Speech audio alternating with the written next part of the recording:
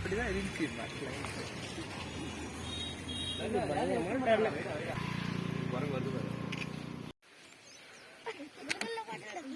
நீங்கள் இருக்கிற இடத்துலலாம் எப்படி மழை வரும்னு சொல்லுவாங்க.